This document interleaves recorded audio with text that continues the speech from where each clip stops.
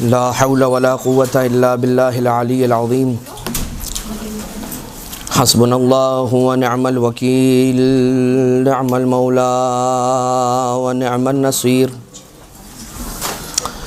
أعوذ بالله من الشيطان اللعين الرجيم بسم الله الرحمن الرحيم حمدا لك يا ذا الجود والإحسان والفضل والطول والامتنان وصلاة وسلاما على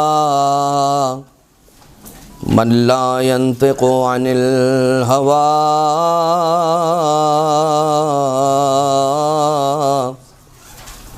إن هو إلا وحي يوحى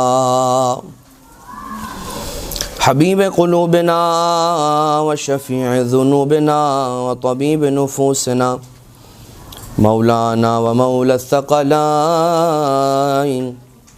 جد الحسن والحسين أبي القاسم المصطفى محمد اللهم صل على محمد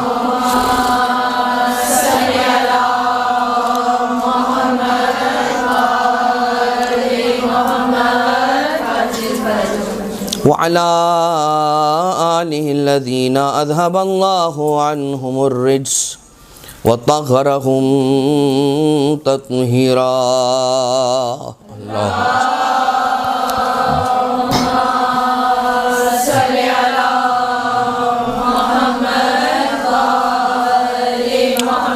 لا سيما على الإمام المنتظر والحجة الثاني عشر واللعنة الدائمة الباقية على أعدائهم ومنكري فضائلهم وغاصبي حقوقهم من الأزل إلى قيام يوم الدين أما بعد فقد قال الله سبحانه وتعالى في محكم كتابه ومتقن خطابه وهو أصدق القائلين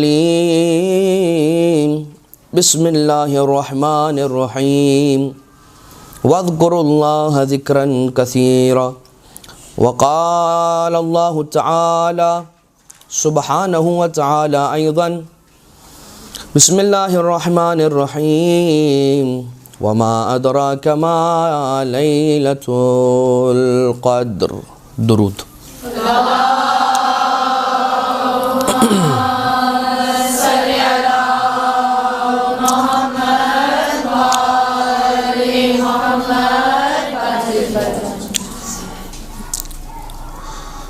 خاتون جنت سیدۃ نساء العالمین جناب فاطمہ زہرا سلام اللہ علیہا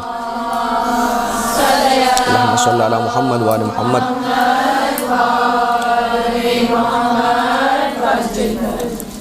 آپ کی حیات طیبہ کے اعتبار سے آپ کے فضائل کو عنوان بنا کر چند عرائض آپ کے سماعتوں کے نظر کرنے کی سعادت کو حاصل کر رہا ہوں اور کہا جا سکتا ہے کہ آج کے اس درس کا عنوان قرآن قصیدہ سیدہ رکھا جائے۔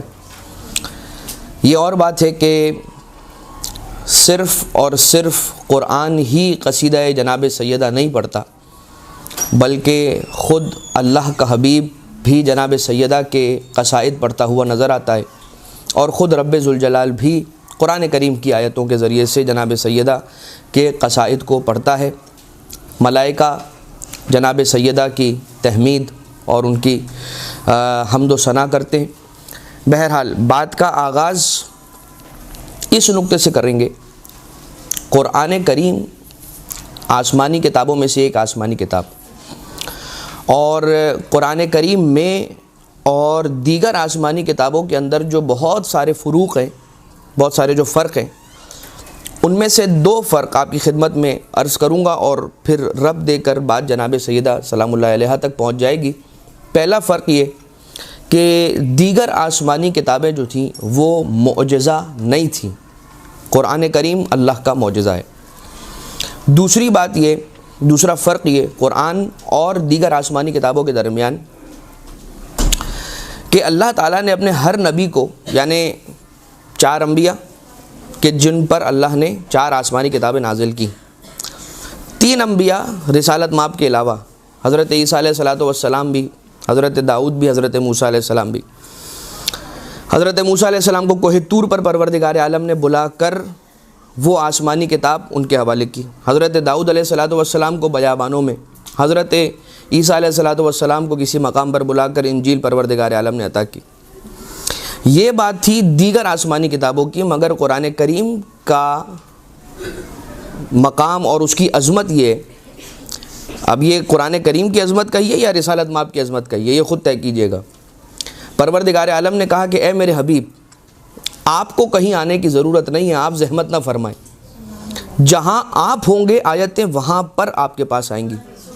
اگر آپ گھر میں ہیں تو آیت گھر میں آئے گی، آپ وطن میں ہیں آیت وطن میں آئے گی، آپ سفر میں ہیں آیت سفر میں آئے گی، آپ جنگ میں ہیں آیت جنگ میں آئے گی، آپ غار میں ہیں آیت غار میں آئے گی، آپ عشیر میں ہیں تو آیت عشیر میں آئے گی، اور اگر آپ غدیر میں ہیں تو آیت غدیر میں آئے گی۔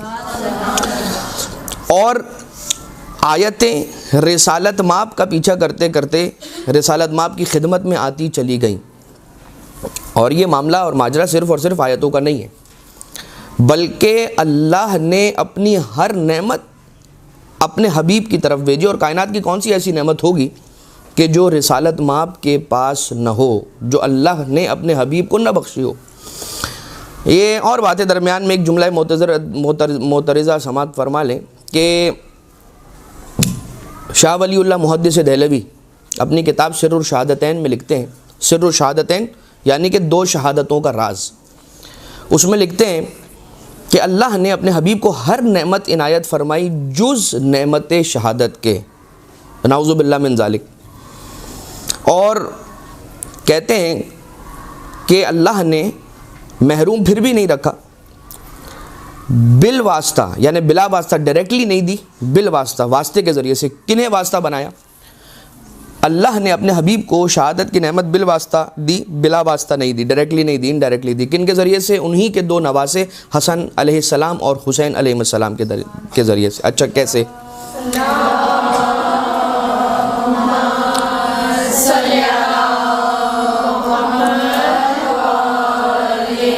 یہ میں آپ کی خدمت میں عرض کر دوں کہ ہمارا یہ عقیدہ اور نظریہ مسلک امامیہ کا یہ نظریہ نہیں ہے، مذہب جعفریہ کا یہ نظریہ نہیں ہے۔ مسلک جعفریہ کا نظریہ تو یہ ہے کہ جس محمد مصطفیٰ کی محبت کو دل میں رکھ کر کوئی مرنے والا گھر پر اپنے بستر پہ مر جائے تو شہادت کی موت مرتا ہے۔ تو یہ کیسے ہو سکتا ہے کہ جس محمد کی محبت رکھ کے عام موت مرنے والا، اس کی موت طبیعی موت نہیں، شہادت کی موت ہوتی ہے، تو خود رسالت مآب کو اللہ شہادت کی نعمت سے محروم رکھے گا؟ یہ نہیں ہو سکتا۔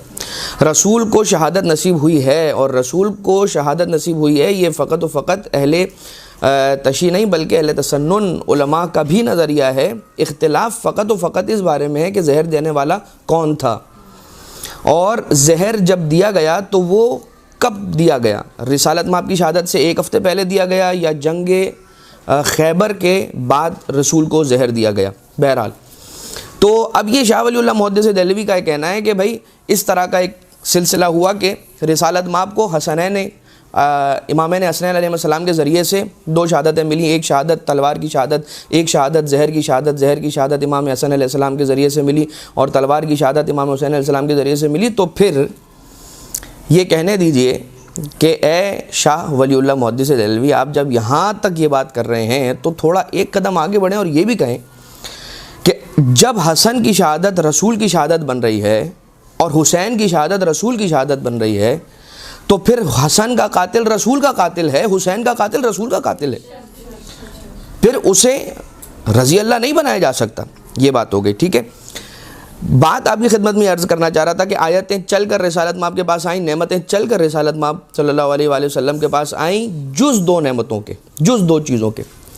اللہ نے اسباب کی دنیا سجائی ہے، موت اللہ دیتا ہے، لیکن ذریعہ بنتا ہے ملک الموت۔ رزق اللہ دیتا ہے مگر ذریعہ بنتے ہیں حضرت میکائیل علیہ السلام، حضرت اسرافیل علیہ السلام ہوا چلانے کے لیے، حضرت میکائیل علیہ السلام، حضرت عزرائیل علیہ السلام، حضرت اسرافیل علیہ السلام، حضرت جبرائیل علیہ السلام۔ آیتیں قرآن کی پروردگار عالم بھیجتا ہے مگر ذریعہ حضرت جبریل بنتے ہیں۔ یہی سلسلہ رسالت مآب کے ساتھ بھی ہوا کہ پروردگار عالم نے اپنے حبیب کو ہر نعمت دی مگر ایک وسیلے، ایک واسطے کے ذریعے سے درمیان میں کوئی تھا کہ جو اللہ کی نعمت لے کر رسالت مآب کے پاس آیا کرتا تھا. لیکن دو نعمتیں ایسی تھیں کہ پروردگار عالم نے جب ان دو چیزوں کو اپنے حبیب کو عطا کرنے کا ارادہ کیا تو درمیان میں کسی کو بھی نہ رکھا, یا درمیان میں کسی کو رکھنا مناسب نہیں سمجھا. اور یہ بات ہے ان دو چیزوں کی جن میں سے ایک ہے ولایت علی ابن ابی طالب اور ایک ہے نور فاطمہ زہرا سلام اللہ علیہا. صلی علی محمد و آل محمد.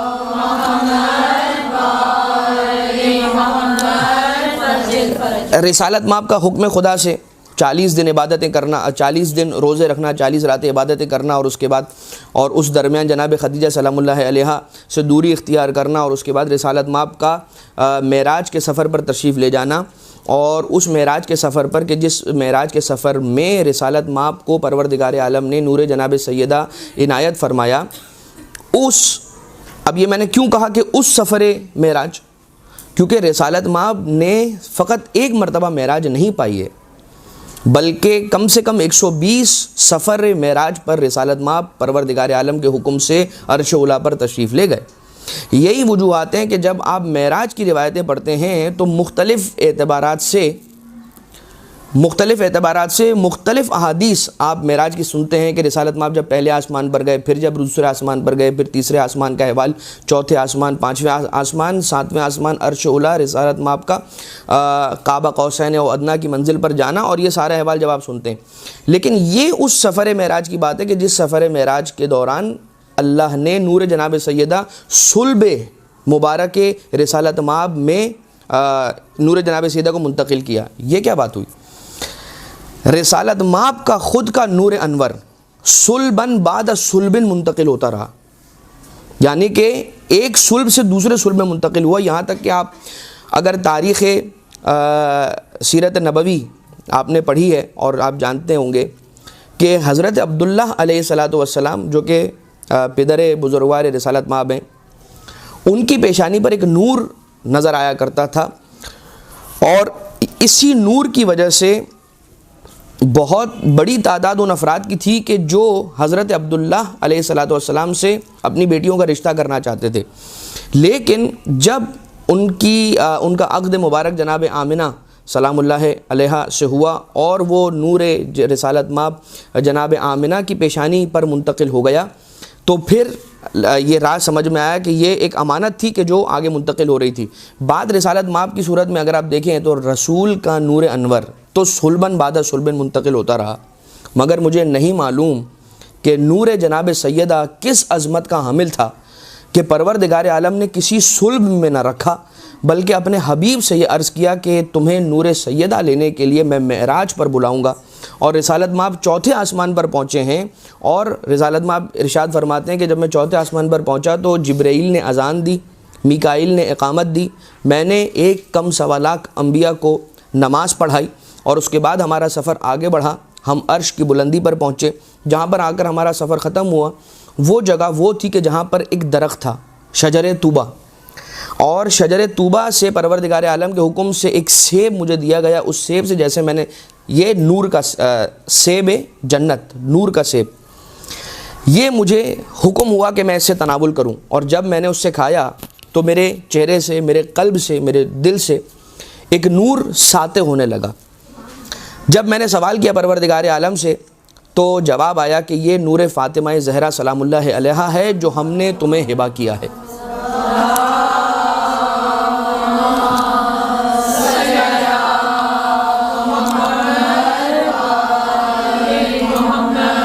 اچھا, یہ تو آپ نے تاریخ میں پڑھا بھی ہوگا کہ یہ واقعات پیش آئے, لیکن یہاں پر میرا ایک سوال ہے کہ اچھا یہاں پر یہ ہوا کہ نور طلوع ہوا رسول کے چہرہ انور سے, بعض روایت کے مطابق رسول اکرم کے سینہ یا تھر سے, قلب مطہر سے نور جناب سیدہ طلوع ہونے لگا, اور اس نور نے عرش کو منور کر دیا. لیکن یہ شجر طوبہ کیا ہے, یہ سیب جنت کیا ہے؟ اگر میں سوچنا چاہوں, تصور کرنا چاہوں تو میں زیادہ سے زیادہ کیا تصور کروں گا؟ اگر مجھ سے کوئی کہا جائے کہ سیب جنت کو سکیچ کریں ایک پیپر کے اوپر، کیا سکیچ کریں گے؟ شجر طوبہ کو سکیچ کریں، اس کو بنائیں ایک ورقے کے اوپر، ایک پیج کے اوپر، تو کیا بنائیں گے؟ زیادہ سے زیادہ کیا بنائیں گے بتائیے؟ ایک ایسا درخت بنائیں گے کہ جو ہم نے دنیا میں دیکھا ہے، اور دنیا میں دیکھے جانے والے بہترین سے بہترین کسی درخت کی تصویر بنائیں گے کہ جس سے نور طلوع ہو رہا ہوگا، یا سیب جنت جب بنائیں گے، یہ بالکل ویسا ہی ہے۔ اس شجر طوبہ کو سمجھنا، یا ہمارا اس شجر طوبہ کو سمجھنے کی کوشش کر کے ایک پیج کے اوپر اس کا سکیچ بنا ڈالنا ایسا ہی ہے کہ جیسے شکم مادر کے اندر جو بچہ ہوتا ہے اس سے سوال کرنا، یہ بتا کر کہ باہر کی دنیا میں بہت سارا پانی ہے، باہر کی دنیا میں بہت بڑی بڑی عمارتیں ہیں، بہت بڑی بڑی عمارتیں، انارمسلی ہیوج عمارتیں ہیں، باہر بلڈنگز ہیں، آپ اس کی تصویر بنائیں، اس کو سکیچ کریں۔ جو ماں کے شکم میں ہے بچہ، وہ کیا بنائے گا؟ وہ پانی کتنا تصور کرے گا؟ اتنا پانی تصور کرے گا کہ جس پانی کے درمیان وہ جی رہا ہے۔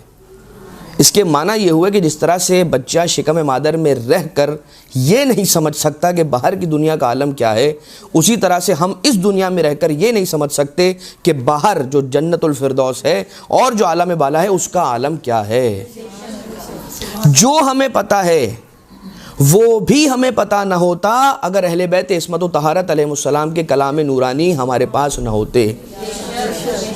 اور جب انسان ایک شجر طوبہ کو نہیں سمجھ سکتا تو اس شجر طوبہ کے ایک پھل کے ذریعے سے جو نور رسالت مآب کے صلب مطہر میں منتقل ہوا، کہ جس کے پیچھے رسول اکرم کی اتنی ریاضتیں ہیں، جس کے پیچھے جناب خدیجہ کا اتنا صبر ہے، اور اس کے نتیجے میں جو اولاد پروردگار عالم، جو خیر کثیر، جو کوثر کا مصداق عتم پروردگار عالم رسالت مآب کو عطا کر رہا ہے، اس کو ہم اور آپ اپنے ذہنوں میں کیسے سما سکتے ہیں؟ تو یہ کہنا پڑے گا کہ ذات زہرا بڑی ہے اور ہماری عقلیں اور ہمارا ذہن چھوٹا ہے۔ اسی کی دلیل کے لیے میں آپ کی خدمت میں ایک آیت قرآنی پیش کرنا چاہتا ہوں۔ یقیناً قرآن قصیدہ سیدہ ہے ہمارا عنوان، اور یہ بات آئے گی کہ بسم اللہ الرحمن الرحیم، انا انزلناہ فی لیلۃ القدر وما ادراک ما لیلۃ القدر۔ ایک شخص صادق آل محمد امام جعفر صادق علیہ السلام کے پاس آیا،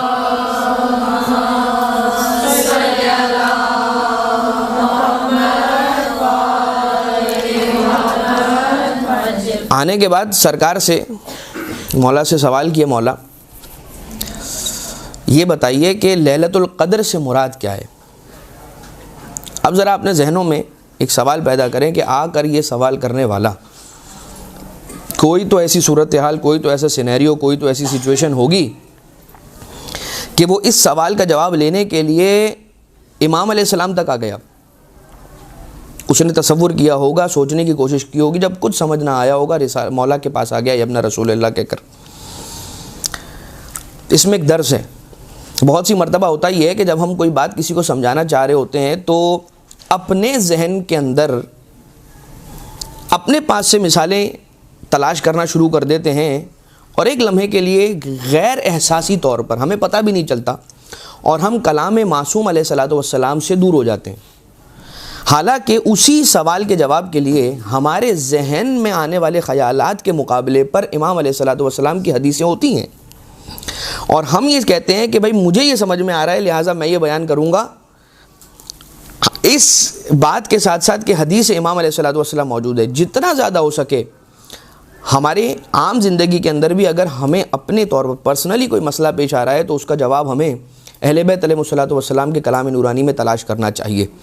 اور اگر ہم آگے جا کر جب سمجھائیں کسی کو کوئی بات یا کوئی پیغام کسی تک پہنچانا چاہیں تو اسے ایک مرتبہ کم سے کم علوم اہل بیت اور کلام اہل بیت، حدیث اہل بیت، احادیث اہل بیت علیہ السلام میں، اخبار ائمہ اہل بیت علیہ السلام میں دیکھ لینا چاہیے کہ جو میں کہنے جا رہا ہوں یا جا رہی ہوں وہ امام علیہ الصلوۃ والسلام کے کلام سے مطابقت رکھتا ہے یا نہیں۔ ٹھیک ہے، یہ ایک جملہ معترضہ بٹوین دا بریکٹس تھا، یہ آ گیا۔ وہ آیا چھٹے امام علیہ السلام کے پاس، اور آنے کے بعد امام سے پوچھا کہ مولا لیلۃ القدر سے مراد کیا ہے؟ امام علیہ الصلوۃ والسلام نے جواب ارشاد فرمایا، اور امام علیہ السلام نے فرمایا کہ اللیلۃ فاطمہ والقدر اللہ، لیلۃ القدر سے مراد لیلا سے مراد ہماری جدہ فاطمہ زہرا سلام اللہ علیہا ہیں۔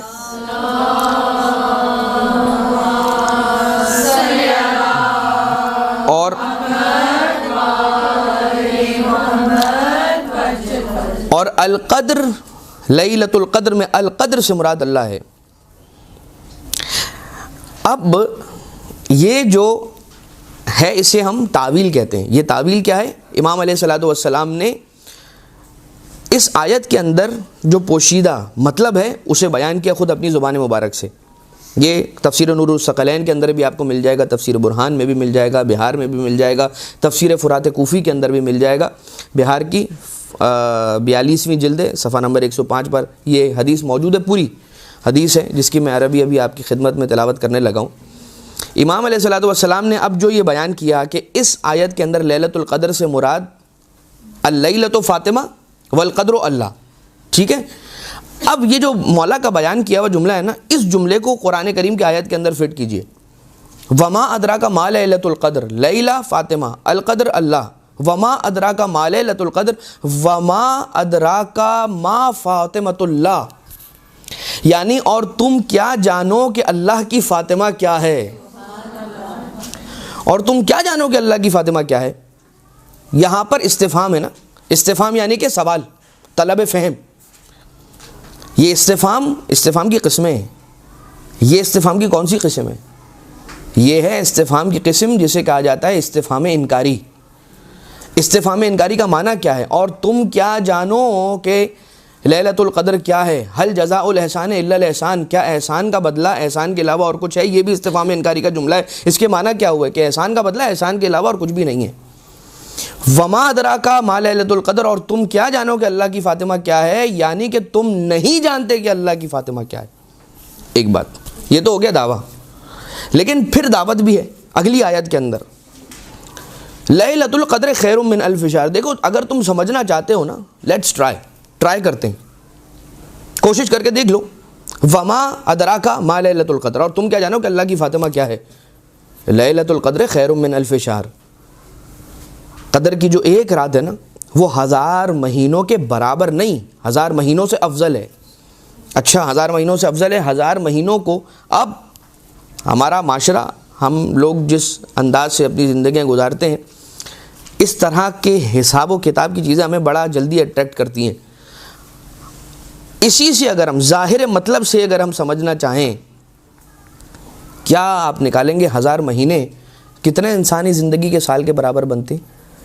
83.3 ایئرس، 1000 سال یعنی کہ 83 سال، تقریباً 83 سال انسانی زندگی کے۔ آج کل کے دور میں انسان کتنا زندہ رہتا ہے؟ 60 سال، بہت زندہ رہ گیا 70 سال، بہت زندہ رہ گیا 75 سال، 80 سال۔ پروردگار عالم نے یہ نہیں کہا کہ 1000 مہینوں کے برابر ہے، کہا 1000 مہینوں سے افضل ہے۔ اور کتنا افضل ہے اس کی کوئی حد نہیں ہے۔ گویا یہ سمجھ لیجئے کہ انسانی زندگی ایک طرف، لیلۃ القدر ایک طرف، ساری زندگی بھی کوشش کرتے کرتے انسان مر جائے گا مگر ذات فاطمہ زہرا کو سمجھ نہیں سکتا، جو حق معرفت جناب سیدہ ہے اس تک نہیں پہنچ سکتا۔ وہی جملہ میں عموماً یہ کہا کرتا ہوں، ابن ابی الحدید معتزلی، نہج البلاغہ کی شرح کرنے والے، جن کا تعلق ہمارے مسلک سے نہیں ہے، اور ان کا تعلق ہمارے مسلک سے نہ ہونے کے بعد جو انہوں نے فضائل مولا کائنات علیہ السلام کا اعتراف اپنی اس شرح کے اندر کیا ہے، وہ پڑھنے کے لائق ہیں۔ اور دشمنان مولا کائنات علیہ الصلوۃ والسلام کے احوال کو جو انہوں نے اپنی شرح کے اندر بیان کر دیا ہے، وہ پڑھنے کے قابل ہے۔ یہی وجہ ہے کہ غیر ہو کر بھی امام علیہ الصلوۃ والسلام کی فضیلت کا اعتراف کرنے والا ابن ابی الحدید معتزلی، امام علیہ الصلوۃ والسلام کی شان میں قصیدہ عینیہ لکھنے والا، کہ جس قصیدے کو مولا کے حرم کے گنبد کے چاروں طرف لکھا گیا ہے، آج یہ ثابت کرنے کی کوشش کی جا رہی ہے کہ وہ شیعہ تھا، حالانکہ اس بات میں کوئی حقیقت نہیں ہے۔ بات صرف اور صرف بری یہ لگتی ہے کہ یہ غیر ہو کر بھی علی ابن ابی طالب علیہ الصلوۃ والسلام کی فضیلت کا اقرار کیوں کر رہا ہے؟ یہ بات اس کی نہیں ہے، یہ بات پروردگار عالم کی ہے، جس کی زبان سے چاہے حق کو جاری کروا دیا کرتا ہے۔ یہ پروردگار عالم کا نظام ہے۔ خیر،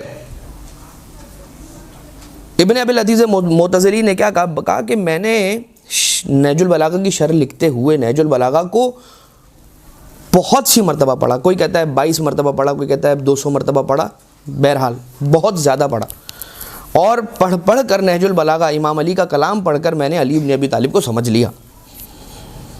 ابن ابی العدید معتزلی صاحب, آپ نے سمجھ لیا, بتائیے کہ آپ کی کیا فائنڈنگز ہیں, آپ کا کیا کنکلوژن ہے. کہا کہ میں نے سمجھ لیا کہ ذات علی ابن ابی طالب کو سمجھنا ناممکن ہے. وہی والا جملہ کہ ذات علی بڑی ہے, ہماری عقلیں چھوٹی ہیں, تو پھر کیا کریں, چھوڑ دیں؟ نہیں, اللہ نے اسی لیے ان کے ذکر کو عبادت قرار دے دیا کہ اب ان کا ذکر بھی کرو گے نا تو تمہارے نامہ اعمال میں عبادت کا ثواب لکھا جاتا رہے گا. لہٰذا یہ سوچ کر کہ ان کی کنہ حقیقت تک پہنچنا ناممکن ہے, ان کے ذکر کو کرنا بند نہ کر دینا, اس لیے کہ جب تم ان کا ذکر کرو گے پروردگار عالم خوش ہوگا, پروردگار عالم خوش ہوگا تو تمہارے نامہ اعمال کے اندر عبادت خدا کا ثواب لکھا جاتا رہے گا. اور یہ بات بھی آپ آج سن لیجئے اب جب موقع ہے, اور میں یہ ساری باتیں جو بیان کر رہا ہوں تو ایک جملہ اور سن لیجئے. عموماً کہا جاتا ہے کہ وہی آپ ریپیٹ کرتے ہیں, یعنی وہی فاطمہ فاطمہ فاطمہ کرتے ہیں آپ, وہی حسین حسین حسین کرتے ہیں, وہی علی علی علی کرتے ہیں علیہم الصلاۃ والسلام. تو چھوڑ دو ذکر علی کہ یہ ذکر پرانا ہو گیا. یہ ذکر پرانا نہیں ہوا اسی طرح سے جس طرح سے کعبہ پرانا نہیں ہوا, قرآن کریم کی آیتیں پرانی نہیں ہوئیں, اللہ کا قانون پرانا نہیں ہوا. آپ مجھے یہ بات بتائیے, سورج روزانہ اگتا ہے نا, ہر روز سورج اگتا ہے. کوئی کہتا ہے کہ یہ سورج جو آج اگا ہے یہ وہی سورج جو کل اگا تھا, ہے ایسا ہی, لیکن ہر دن ایک نئی روشنی لے کر آتا ہے. اسی طرح سے ہر بار جو ذکر امام علی علیہ السلام کرتے ہیں, ذکر اہل بیت ہر بار جو ہم ذکر کرتے ہیں, یہ ایک نئی ایمان کی تازگی کو لے کر آتا ہے ہمارے لیے. بالکل اس طرح سے کہ جیسے الوضوء علی الوضوء النور علی النور کالنور علی النور, یعنی ایک وضو انسان نے کیا ہوا ہے, کیا ضرورت ہے اس کو ایک اور وضو کرنے کی. لیکن حدیث امام علیہ الصلوۃ والسلام ہے کہ ایک وضو پر ایک اور وضو کرنا بالکل ایسا ہے کہ جیسے ایک نور کے اوپر ایک اور نور کا اضافہ کرنا. بالکل اسی طرح سے ایک سال علی کا ذکر کیا, اگلے سال پھر سے علی کا ذکر کرنا نور پر نور کا اضافہ ہے. درود بھیجیے گا سارے مل کر محمد والے.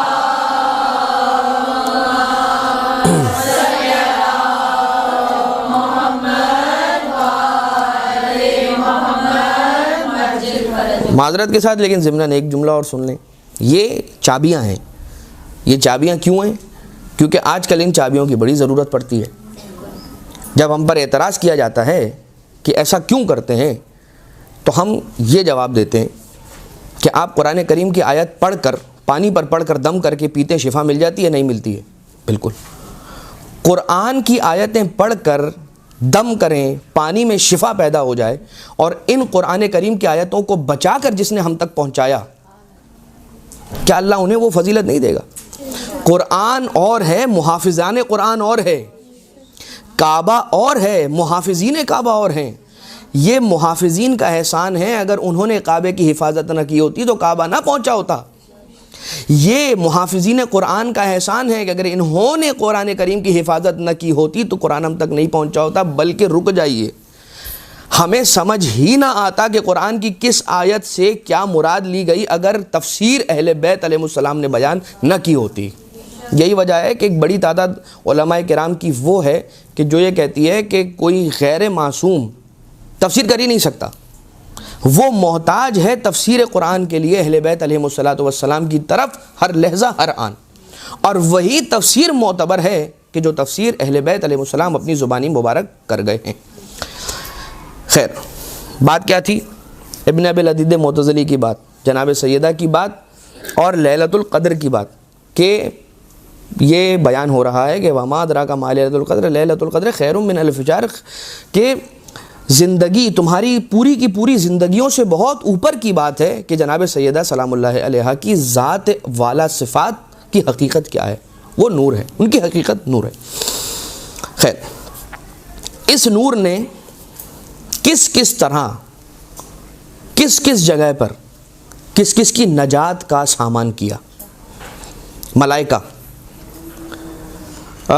بہار کی یہ حدیث ہے, فلما اراد اللہ ان یبلو الملائکہ قد ارسلا علیہم صحابا من ظلمہ, کہ جب اللہ تعالیٰ نے ملائکہ کا امتحان لینا چاہا تو ان پر سیاہ بادلوں کو بھیج دیا. فَقَانَتِ الْمَلَائِكَةُ لَا تَنْظُرُ أَوَّلُهَا مِنْ آخِرِهَا وَلَا آخِرَهَا مِنْ أَوَّلِهَا.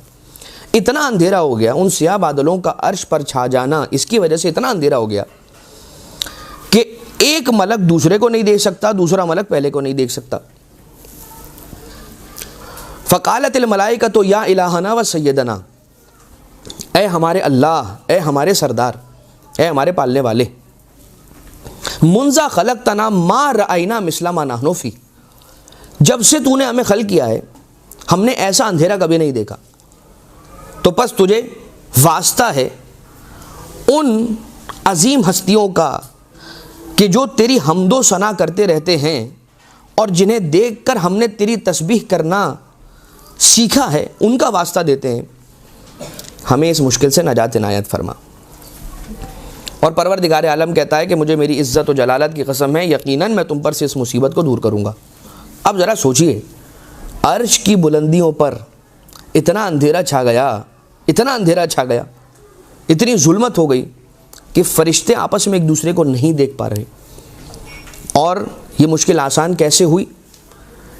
فَعَلَّقَ نُورَ فاطمۃ الزہرا فی قرۃ العرش فظہرت السماوات السبع والارضین السبع. اللہ نے نور جناب سیدہ کو عالم انوار میں عرش کی بلندیوں پر معلق کیا، جس کے صدقے میں 7 طبق زمین کے روشن ہو گئے اور 7 طبق آسمان کے روشن ہو گئے. اللہم صلی علی محمد وآل محمد.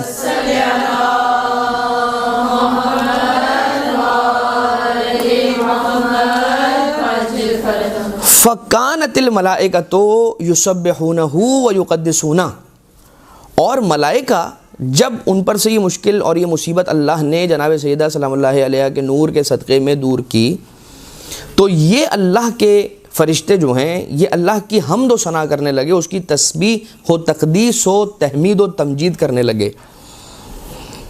اور پروردگار عالم نے پھر ایک جملہ اور کہا، وَعِزَّتِي وَجَلَالِي لَأَجْعَلَنَّ ثَوَابَ تَسْبِيحِكُمْ وَتَقْدِيسِكُمْ إِلَى مُحِبِّ هَذِهِ الْمَرْأَةِ وَأَبِيهَا وَبَالِهَا وَبَنِيهَا، کہ مجھے میری عزت و جلالت کی قسم ہے، یہ جو تم تسبیح کرتے ہو، یہ جو تم تقدیس کرتے ہو نا میری، میں اس کا ثواب لکھ دوں گا اس بی بی کے محبوں کے نام، اس بی بی کے بابا کے محبوں کے نام، اس بی بی کے شوہر کے محبوں کے نام، اس بی بی کے بچوں کے محبوں کے نام. گویا کہ عظمت سیدہ یہ ہوئی کہ نور جناب سیدہ کے صدقے میں فرشتوں کی مشکل دور ہو، اور اس مشکل کے دور ہونے پر تسبیح کریں فرشتے، ثواب لکھا جائے محب فاطمہ زہرا کے نامہ اعمال. یہ عظمت ہے اس بی بی کی. یعنی ہم اور آپ کس بات پر ریوارڈ پا رہے ہیں، کس بات پر ہمیں ریوارڈ مل رہا ہے؟ جو جملہ روایت کے اندر آیا ہے بھائی، وہ جملہ تو ہے محبت سیدہ. یقیناً اس محبت کے تقاضے ہیں، لیکن ان تقاضوں کا ذکر اس روایت میں نہیں ہے. اس کے معنی یہ ہوئے کہ جب صرف اور صرف یہ محبت جسے ہم صرف کہتے ہیں، پروردگار عالم کے یہاں پر یہ صرف نہیں ہے، یہ بہت بڑی چیز ہے. ہوتا کیا ہے پتہ ہے؟ آپ صرف اہل بیت کا ذکر کرتے ہیں، صرف اہل بیت کا ذکر کرتے ہیں اور زندگی گزار لیں گے. اب مجھے ایک بات بتائیے، یہ باتیں اب ہونا شروع ہوئی ہیں، پہلے تو ایسی ساری باتیں نہیں ہوتی تھیں. اب اس دور کے اندر یہ باتیں اور یہ اعتراضات اور اشکالات ہونا شروع ہوئے. تو اس دور کے اندر کیا ہوا؟ سارے جہنمی ہو گئے. میں ایسے ہی آپ کی خدمت میں ایک بات کر رہا ہوں. ہوتا یوں ہے کہ آ کر بیان کرنے والا کبھی کبھار عمل کو عقیدے سے اتنا اوپر کر دیتا ہے کہ ایسا لگتا ہے کہ بھائی جو کچھ ہے وہ عمل ہے. اگر عقیدہ ہے تو وہ چھوٹی سی چیز ہے، عمل بہت بڑی چیز ہے. اگر یہ نہ ہوا تو کچھ نہ ہوا. حالانکہ حقیقت حال یہ ہے کہ اگر عقیدہ ہے عمل نہیں ہے تو پھر بھی گنجائش ہے، لیکن اگر عمل ہے اور عقیدہ نہیں ہے تو بچت نہیں ہے، بچت نہیں ہے. کوئی ایسا عمل نہیں ہے کہ جو بغیر عقیدے کے قبول ہو جائے. کیوں؟ یہ عقیدہ ہی تو ہے جو نماز کو نماز بناتا ہے، ورنہ یہ اٹھک بیٹھک ہے. یہ عقیدہ ہی تو ہے کہ جو روزے کو روزہ بناتا ہے، ورنہ تو یہ بھوک و پیاس ہے. کائنات کے اندر آپ کو پیشانی پر سجدے کا نشان لے کر، لمبی لمبی داڑھی رکھ کر، گلے پر اللہ اکبر کا نعرہ لے کر چھری چلانے والے بہت نظر آ جائیں گے. عمل ہے لیکن پھر یہ کیوں ہے؟ اس کے معنی یہ ہوئے کہ سم تھنگ از مسنگ. کیا مسنگ ہے؟ یہ عقیدہ مسنگ ہے. خیر بہرحال درگزر کیجیے گا. درمیان کے اندر یہ جو باتیں ہیں اہمیت کے حامل ہیں، اس لیے میں اپنا فرض اور فریضہ سمجھتا ہوں بیان کرنا. قبولیت اعمال کی نیت سے ایک بلند درود بھیجیں محمد و آل محمد پر.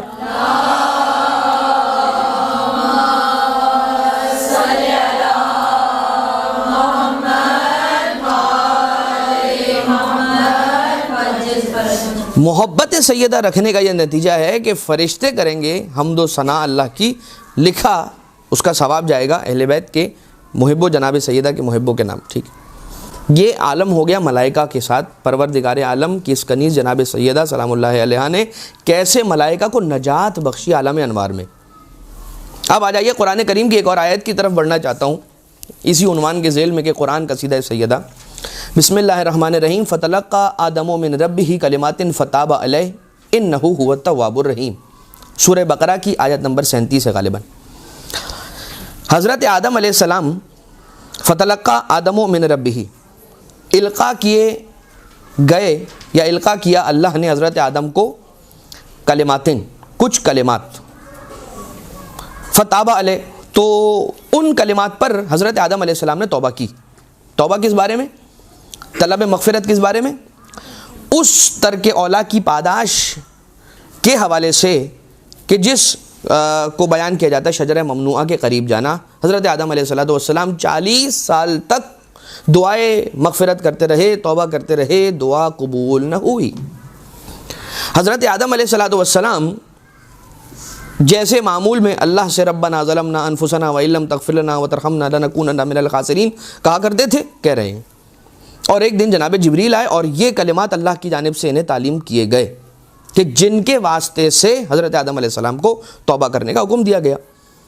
گویا زبان حال سے اللہ یہ سمجھانا چاہ رہا ہے کہ اے آدم آپ دعا تو کر رہے ہیں مگر وسیلہ نہیں بنا رہے. اب قرآن کریم کی وہ آیت وابتغوا الیہ الوسیلہ، اس تک وسیلوں کو تلاش کرو، یعنی کہ وسیلے اللہ نے رکھے ہیں اور ان وسیلوں کو تلاش کرنے کا حکم ہے. اور یہاں پر اللہ تعالیٰ وسیلے بیان کر رہا ہے اپنے نبی حضرت آدم ابو البشر علیہ السلام کو واسطے اور وسیلے تعلیم فرما رہا ہے ان کلمات کے ذریعے سے. اب متفق علیہ یہ روایت ہے کہ وہ نام آپ سب جانتے ہیں، پنجتن پاک علیہ السلام کے نام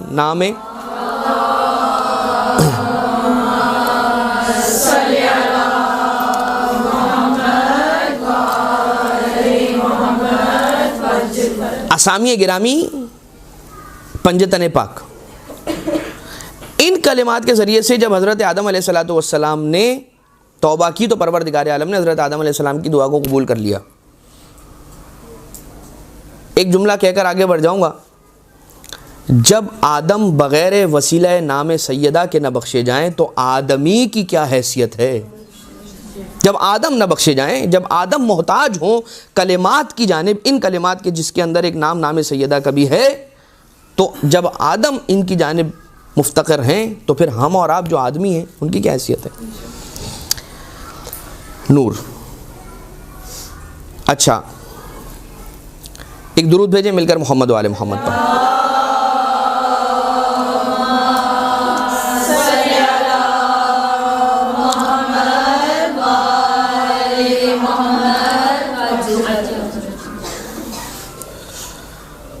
رسالت مآب کو اللہ نے جناب سیدہ خود عنایت کی نور منتقل کرنے کے ذریعے سے. ایک ولایت علی وہ بھی اللہ نے سفر معراج پر رسول کے حوالے کیا، اور نور جناب سیدہ بھی. یہی وجہ ہے کہ جب قرآن کی بات آئی تو کہا انا انزلناہ فی لیلۃ القدر. انزلنا یعنی کہ ہم نے نازل کروایا اور یہ ہم نے نازل کیا. اور انا آتینا یعنی کہ ہم نے عطا کیا، ہم نے خود آپ کو دیا. انا آتینا کل کوثر، انا آتینا کل کوثر یعنی عطا کی جاتی ہے وہ چیز کہ جو خود دی جائے، ارسال کی جاتی ہے وہ چیز کہ جو بھیجی جائے، نازل کی جاتی ہے وہ چیز کہ جو کسی کے ذریعے سے نازل کی جائے. اس کے علاوہ اب دیکھیں چونکہ میرے خیال سے کچھ دیر کے بعد ایک وقفہ ہے تو میں یہ ڈیسائیڈ کرنا چاہ رہا ہوں کہ کون سی ایسی بات ابھی کی جائے کہ جو اگر درمیان کے اندر کٹ بھی ہو تو کوئی مسئلہ نہ ہو۔ چلیں، قرآن کریم کی ایک آیت ہے، سورہ احزاب کی آیت ہے کہ جس کے اندر ذکر ہو رہا ہے وَاذْكُرُوا اللَّهَ ذِكْرًا كَثِيرًا، سورہ احزاب کی آیت نمبر 41، اور اللہ کا ذکر کرو کثرت کے ساتھ، یا اللہ کو یاد کرو کثرت کے ساتھ۔ کسی نے امام جعفر صادق علیہ الصلاۃ والسلام سے سوال کیا،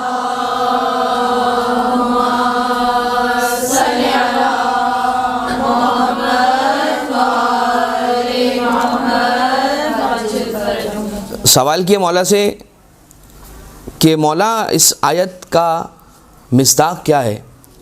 فرمایا ہماری دادی فاطمہ زہرا کی جو شخص تسبیح کی تلاوت کرے گا وہ ایسا ہی ہے کہ جیسا قرآن کریم کے اندر پروردگار عالم نے ذکر کثیر کرنے کا حکم دیا۔ بالکل اسی طرح سے کہ جس طرح سے حضرت موسیٰ سے پروردگار عالم نے سوال کیا تھا کہ میرا شکر کرو اور میرے شکر کا حق کیسے ادا ہوگا۔ حضرت موسیٰ علیہ السلام نے خیال کیا، کچھ سوچا، اور اس کے بعد ارشاد فرمایا کہ اے خدا تیرے شکر کا حق ادا نہیں ہو سکتا، تو حق شکر تو ادا نہیں ہو سکتا، ذکر کثیر کا حق کیسے ادا ہوگا؟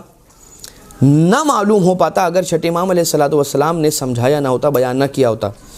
اور یہ جو تسبیح ہے اس وقت رسالت مآب نے اپنی اس بیٹی کو عنایت فرمائی کہ جب جناب سیدہ تشریف لے کر آئی ہیں اور اپنے گھر کے کاموں کی مشقت کے پیش نظر اپنی مدد کے لیے ایک کنیز کا سوال رکھا اپنے بابا کے سامنے۔ تقاضا کیا ہے بیوی کا؟ مجھے ایک کنیز دے دیجیے جو میرے ساتھ گھر کے کاموں میں میری ہیلپ کر سکے۔ رسالت مآب ارشاد فرماتے ہیں، اب ایک روایت کے مطابق جناب سیدہ کے ساتھ ساتھ مولا کائنات علیہ الصلوۃ والسلام بھی گئے تھے رسول اکرم کے پاس۔ ایک روایت کے مطابق جناب سیدہ نے پرسنلی یہ بات کی تھی، لیکن رسالت مآب نے یہ کہا الا اعلمکی خیرا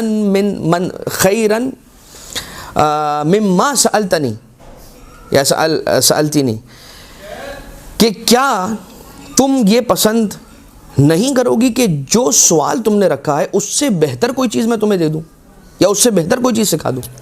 اور اس کے بعد جناب سیدہ نے کہا کہ بالکل اے میرے بابا سکھائیے، اعمال صدوق کے اندر یہ روایت کے اندر موجود ہے۔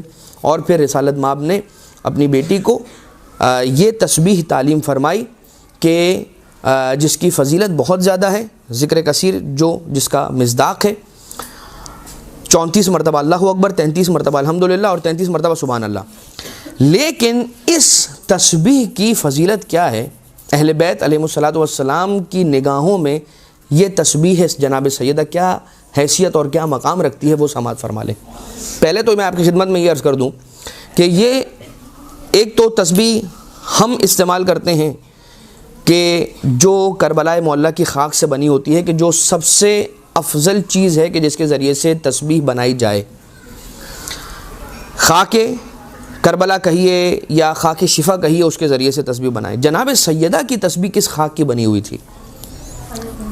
جناب سیدہ سلام اللہ علیہ کی تسبیح خاک قبر مطہر حضرت حمزہ علیہ الصلوۃ والسلام سے بنی ہوئی تھی۔ اور چھٹے امام علیہ السلام ارشاد فرماتے ہیں، ان کے ایک صحابی ہیں ابو ہارون المکفوف جن کا لقب ملتا ہے، کہتے ہیں امام علیہ الصلوۃ والسلام فرماتے ہیں انا نأمر صبیاننا بتسبیح فاطمہ کما نأمرہم بالصلاۃ، کہ ہم اپنے بچوں کو، امام علیہ السلام فرما رہے ہیں کہ ہم اپنے بچوں کو تسبیح فاطمہ کا حکم ایسے کرتے ہیں کہ جیسے ہم انہیں نماز کا حکم کرتے ہیں۔ جس طرح ہم اپنے بچوں کو نماز کا حکم کرتے ہیں اسی طرح سے ہم انہیں تسبیح جناب سیدہ پڑھنے کا حکم کرتے ہیں۔ وہی مئۃ باللسان و الف فی المیزان، زبان پر پڑھنے کے لیے تو یہ 100 ہے، لیکن میزان پر اس کی حیثیت 1000 کے برابر ہے۔ وَيُطْرِدُ الشَّيْطَانُ وَيُرْضِي الرَّحْمَانُ، کہ یہ شیطان کو بھگاتی ہے، دور کرتی ہے، اور رحمان کو راضی کرتی ہے۔ یہ وہ تسبیح ہے کہ جو یہ چاہتا ہے کہ شیطان مجھ سے دور رہے وہ اس تسبیح کو پڑھے، جو چاہتا ہے کہ اللہ مجھ سے راضی رہے وہ اس تسبیح کو پڑھے۔ اور کیا، ایک شخص ہے چھٹے امام علیہ السلام کے پاس آیا اور آنے کے بعد امام علیہ السلام اس سے جو کلام کرتے تھے وہ سن نہیں پاتا تھا۔ اس نے شکایت کی، مولا کہ میری سماعت ضعیف ہے، وشکا ان ضعفہ فی سمعہ، کہ اس نے شکایت یہ کی کہ مولا میرے کان صحیح کام نہیں کرتے، میں سن نہیں پاتا۔ فقال لہ الامام علیہ السلام علیک بتسبیح الزہرا، تجھے اگر تو اپنی سماعت میں کمزوری محسوس کرتا ہے تو تجھے ہماری دادی سیدہ کی تسبیح کی تلاوت کرنی چاہیے۔ جعلت فداک ما ہوا تسبیح الزہرا، میں آپ پر قربان ہو جاؤں اے میرے مولا، تسبیح زہرا ہے کیا؟ اور پھر امام علیہ السلام نے 34 33 پورا تعلیم فرمایا اسے۔ اور اس کے بعد قال الرجل فما فعلت ذلک، اس دن کے بعد سے کہ جس دن کے بعد سے میں نے امام علیہ السلام کے کہنے پر عمل کیا، جو مجھے شکایت تھی وہ ساری کی ساری شکایتیں اور میری تکلیفیں دور ہو گئیں جناب سیدہ کی تسبیح کی تلاوت کے صدقے میں۔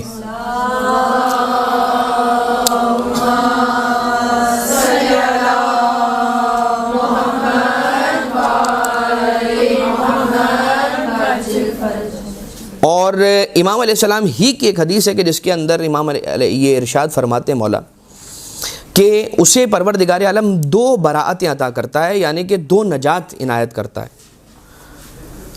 کتبت لہو براعتان، اس کے لیے 2 آزادیاں لکھی جاتی ہیں، براعت من النار و براعت من النفاق، ایک جنت کی آگ سے نجات اور ایک منافقت یعنی کہ نفاق سے نجات۔ یہ روایتوں کی روشنی میں آپ کی خدمت میں عرض کر رہا ہوں کہ جس دل میں نفاق ہو اس دل میں علی کی محبت نہیں سماتی ہے۔ تسبیح جناب سیدہ اس عنوان سے کرے کہ پروردگار عالم ہمارے دلوں میں معرفت اہل بیت میں اضافہ فرمائے۔ میں نے علماء کرام سے سنا ہے، کسی کتاب میں نہیں پڑھا، یہ علماء بیان کیا کرتے ہیں کہ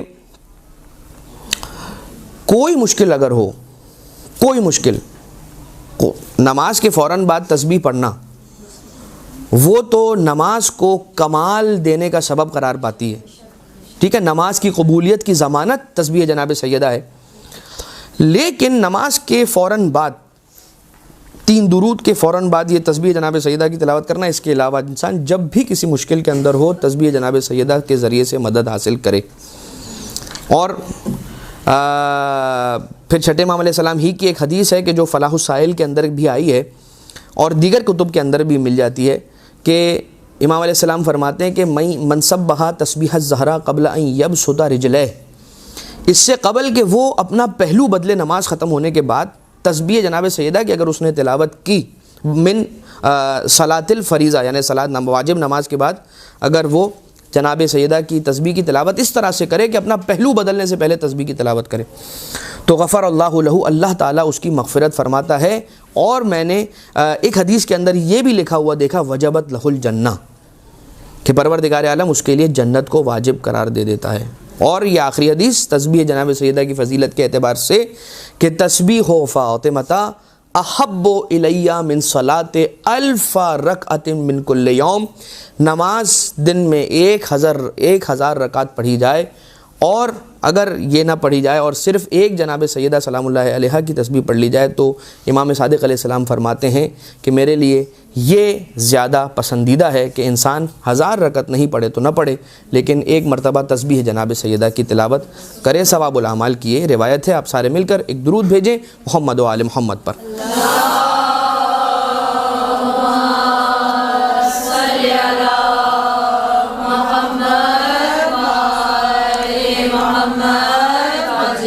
تو یہ بات درمیان میں آ گئی، ایک حدیث ہے اصول کافی میں جلد نمبر 1 اور صفحہ نمبر 441 ہے،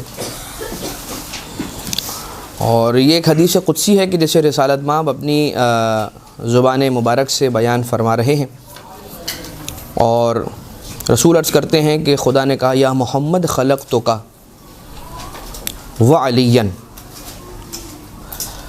اے میرے حبیب میں نے آپ کو اور علی کو ایک نور سے خلق کیا، اور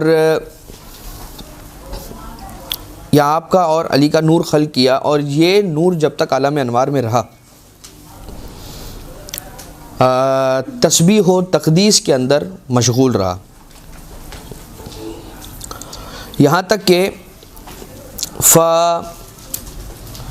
اس نور کو جو نور رسالت مآب اور مولا کائنات ہے، پروردگار عالم نے اس نور کے دو ٹکڑے کیے. فقسمت الثنتین ثنتین، تو پھر پروردگار عالم نے ان دو کو مزید دو انوار کے اندر تقسیم فرمایا. فصارت اربعۃ، تو بس یہ چار انوار ہو گئے، نور رسالت مآب، نور مولا کائنات، نور امام حسن علیہ السلام اور نور امام حسین. اس طرح سے روایت کے اندر آ گئے. چار نور کون سے ہو گئے؟ ان کے نام بھی اس طرح سے آئے. اور یہ سلسلہ چلا آگے، کچھ الفاظ ہیں، حدیث طولانی ہے. بالآخر یہ بیان ہوا کہ فخلق نور فاطمۃ الزہرا، پھر پروردگار عالم نے نور جناب سیدہ کو خلق فرمایا. وَأَفْضَى نُورَهُ فِينَا، اور پھر پروردگار عالم نے جناب سیدہ سلام اللہ علیہا کے نور کو ہم چاروں کے انوار کے اندر ضم کر دیا یا اس میں پھیلا دیا. اب جیسے میں نے آپ کی خدمت میں کہا تھا نا کہ شجرہ طوبہ کیا ہے، ہم کیا سمجھ سکتے ہیں، ہماری کیا حیثیت کہ ہم سمجھ سکیں کہ شجرہ طوبہ کیا ہے، بالکل اسی طرح سے یہ جملہ کیا ہے، وَأَفْضَى نُورَهُ فِينَا یا نورہا فینا. پھر پروردگار عالم نے نور جناب سیدہ کو ہم چاروں کے انوار میں پھیلا دیا. اس طرح سے اب یہ میرے جملے کہ اب محمد کے نور میں بھی نور زہرا ہے، علی کے نور میں بھی نور زہرا ہے، حسن کے نور میں بھی اور حسین علیہ السلام کے نور میں بھی. اسی سے سمجھ میں آتا ہے کہ جب تحت قصہ تعارف پنجتن کی بات آئی ہے تو پروردگار عالم نے حضور کے ذریعے سے نہیں، مولا کائنات کے ذریعے سے نہیں، امامین حسنین علیہ السلام کے ذریعے سے نہیں، بلکہ جب تعارف پنجتن کی بات آئی ہے تو کہا ہم فاطمۃ و ابوہا و بالہا و بنوہا، کہ فاطمہ ہیں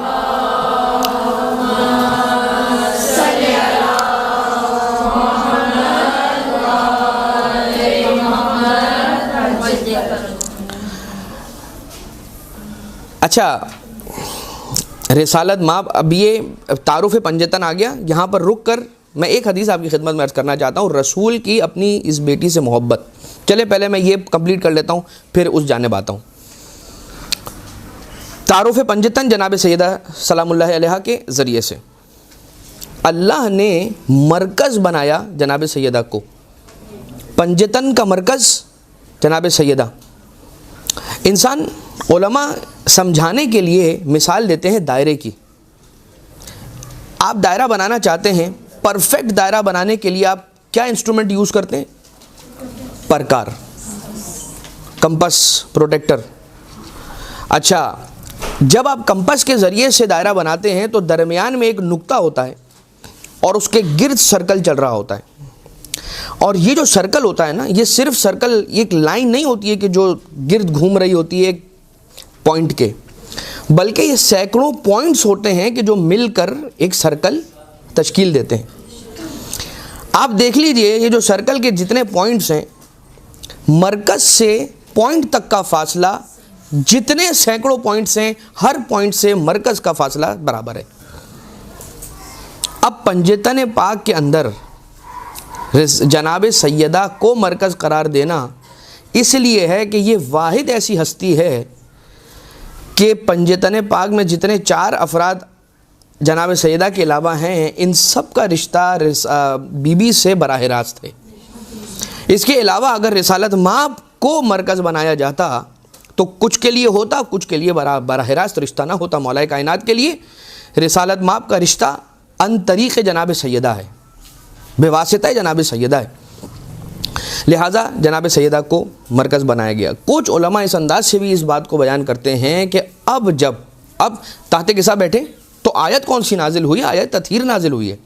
یہ آیت تطہیر کا جو نزول ہے یہ بھی شان جناب سیدہ سلام اللہ علیہا کی ایک دلیل ہے. رسالت مآب یعنی پنجتن پاک علیہ السلام اور جناب سیدہ کی شان میں، بلکہ بالعموم اہل بیت علیہ السلام کی شان میں آیت تطہیر کا نازل ہونا یہ ثابت ہے. آیت تطہیر کا نازل ہونا اور اس کے بعد ان افراد کا سر اٹھانا کہ جن کا یہ کہنا تھا کہ ہم بھی اہل بیت رسول میں سے ہیں، یا ان افراد کا یا ان افراد کی وکالت کرنے والے لوگوں کا سر اٹھانا اور یہ کہنا کہ فلاں وہ بھی اہل بیت میں سے ہے، لہٰذا یہ آیت بھی ان کی شان میں نازل ہو رہی ہے. مثال کے طور پر ازواج رسول، حالانکہ ام سلمہ سلام اللہ علیہا انتہائی قابل احترام زوجہ رسول اکرم ہے. جب تحت کسا جمع ہوئے ہیں پنجتن پاک، ام سلمہ سلام اللہ علیہا نے چادر کے نیچے آنے کی خواہش کا اظہار کیا. رسالت مآب نے منع کیا اور دل نہ ٹوٹے جناب ام سلمہ کا، لہٰذا ایک جملہ اور ساتھ میں کہا، انتی فی الخیر. آپ کبھی پشیمان یا غمناک نہ ہوئیے گا کہ جو تحت کسا ہیں انہیں فضیلت تو حاصل ہے اور جو تحت کسا نہیں ہیں انہیں فضیلت حاصل نہیں. آپ کی فضیلت اپنی جگہ ہے، لیکن جو تحت کسا جمع ہوئے ہیں یہ خاص افراد ہیں. انتی علی الخیر، آپ خیر پر ہیں، لیکن خیر پر ہونے کے باوجود بھی آپ زیر چادر کسا نہیں تشریف لا سکتی. اس کے معنی یہ ہوئے کہ اگر کل کو کوئی آ کر یہ کہے کہ میں بھی اہل بیت سے ہوں اس لیے کہ میرا رسول سے تعلق ہے، تو اس سے یہ نہ پوچھیے گا کہ تمہارا رسول سے کیا رشتہ تھا، پوچھیے گا تمہارا سیدہ سے کیا رشتہ تھا. یعنی اللہ تعالی جناب سیدہ کو طہارت کی صنعت کے لیے مرکز قرار دے رہا ہے. اور اگر اب بھی سمجھ نہ آئے تو آپ جا کر تاریخ کے اندر یہ دیکھ لیجئے گا کہ آیہ تطہیر کے نزول کے بعد وہ کون سا دروازہ تھا کہ جس دروازے پر رسول مسلسل 6 ماہ تک یا 9 ماہ تک یا 40 دن، جو کم سے کم بات کہی جاتی ہے 40 دن کہی جاتی ہے، لیکن 6 ماہ کی بھی روایت ہے اور 90 روز تک کا بھی جملہ تاریخ کے اندر مل جاتا ہے کہ رسالت مآب 90 روز تک دروازہ جناب سیدہ پر آ کر کہتے تھے کہ السلام علیکم یا اہل البیت، تم پر سلام ہو اے اہل بیت عصمت و طہارت.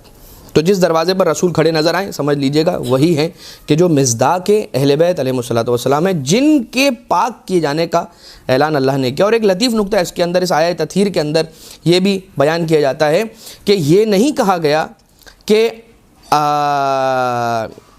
یطہرکم تطہیرا، آپ کو دور رکھے گا.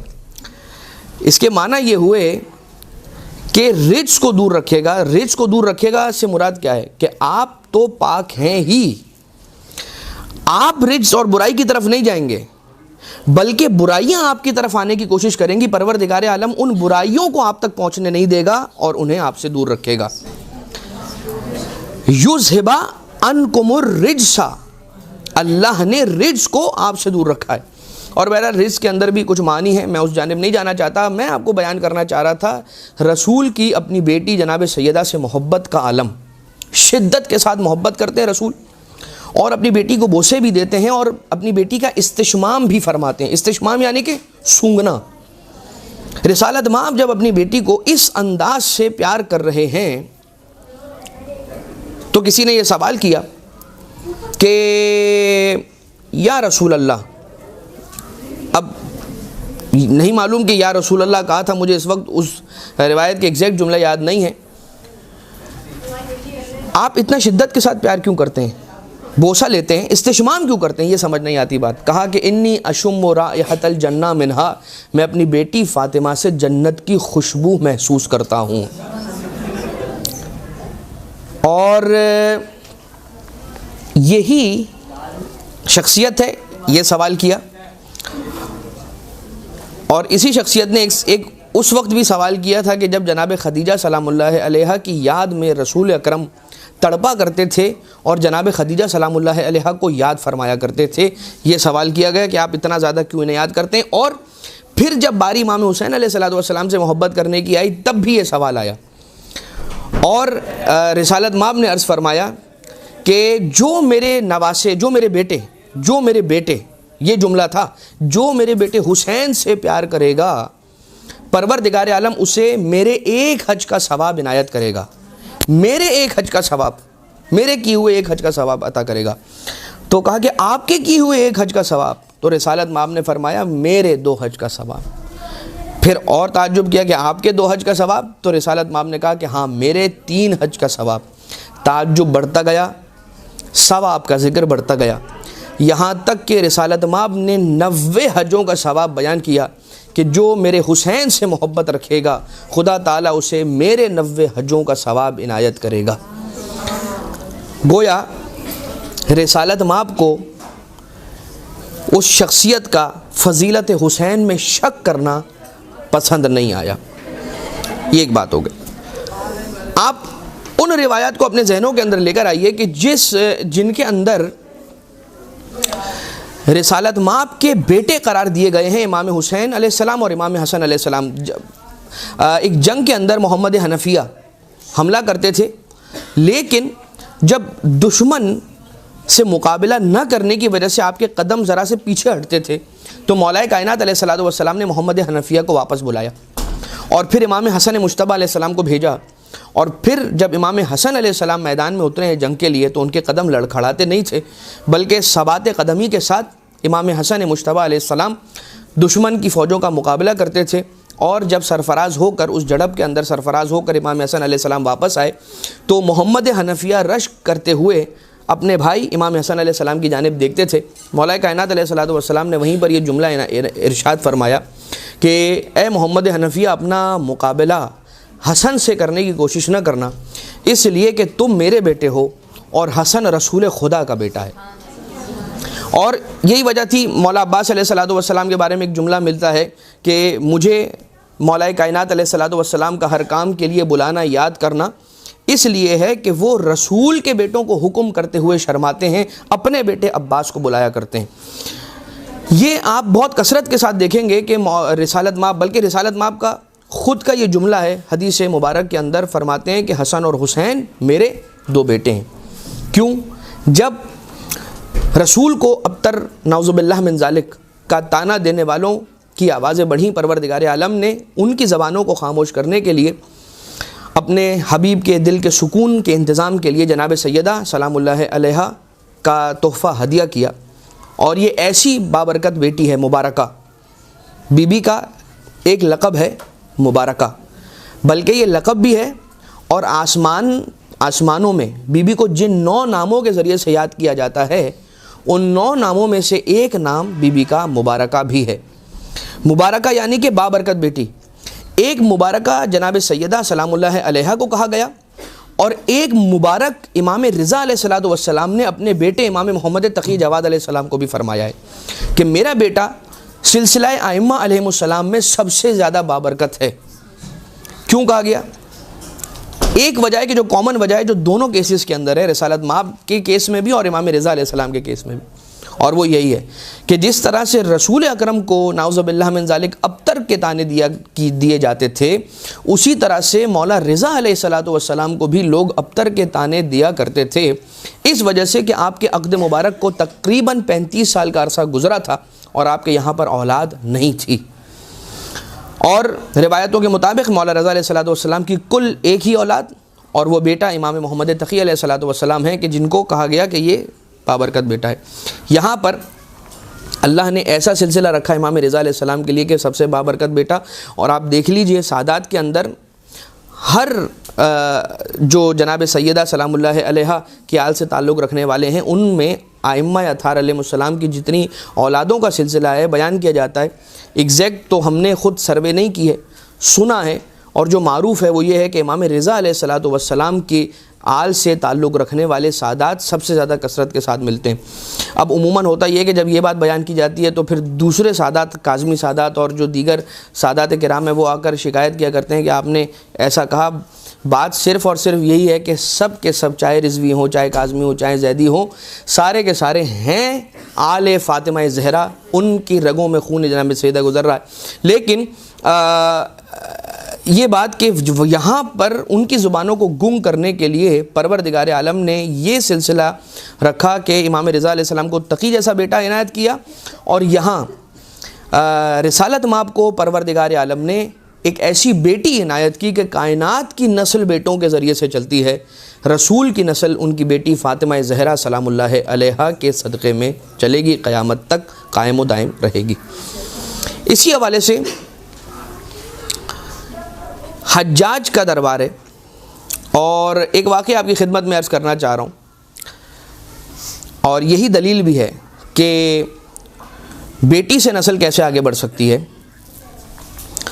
حجاج کا دربار ہے، اور حجاج وہ تھا کہ عید قربان کا دن ہے اور شعبی کر کے اس کا حجاج کا ایک قاضی القضات ہے، چیف جسٹس.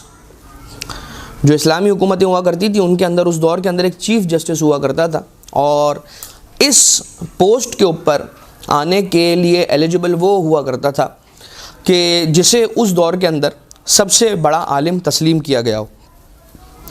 حجاج کے دور کے اندر شعبی نام کا ایک شخص ہے کہ جو حجاج کا قاضی القضات چیف جسٹس ہے، اسے وہ بلاتا ہے، عید کی نماز پڑھاتا ہے پہلے حجاج خود، اور اس کے بعد یہ کہتا ہے کہ آج عید قربان کا دن ہے، سب قربانیاں پیش کر رہے ہیں، اے شعبی یہ بتانا کیا ہم نے بھی کوئی قربانی پیش کی؟ کہا نہیں۔ کہا تو پھر کیوں قربانی پیش نہیں کرتے؟ پروردگار کی بارگاہ میں جاؤ، زندان کے اندر جو علی کے ماننے والے قید ہیں ان میں سے کسی ایک قیدی کو لے کر آؤ، اس کے گلے پر چھری چلائیں گے، اس کا خون بہائیں گے اور اس کی قربانی کو اللہ کی بارگاہ میں آج کے دن پیش کریں گے۔